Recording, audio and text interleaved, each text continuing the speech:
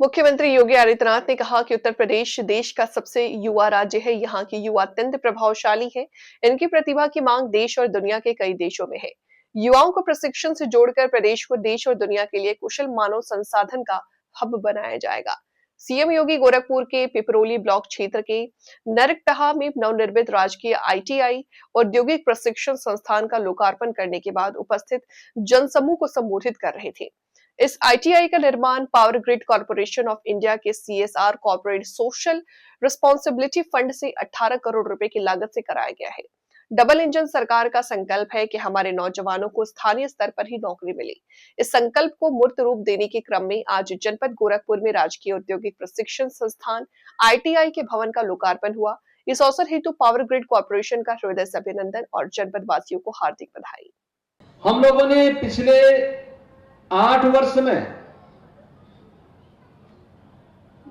यहां पर जो निवेश करवाया है अकेले गीडा में, वह लगभग 12 से 15 हजार करोड़ रुपए का है।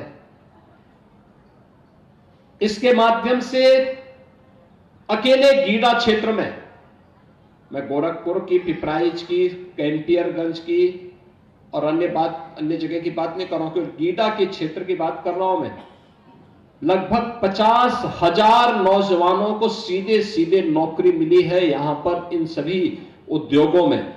आपके बगल में ही वरुण बेवरेज का है, उसके बगल में ही अभी गीता प्रेस भी आ रहा है, उसके बगल में भी नए उद्योग लगे हैं। अब यहां पर गैलेंट के साथ साथ अंकुर उद्योग के साथ साथ नए नए उद्योग आ रहे हैं। अब सीमेंट की फैक्ट्री भी गोरखपुर में ही लगने वाली है। गोरखपुर में गैलेंट ने तो लगा दी है और धुलियापार के पास भी लगने जा रही है।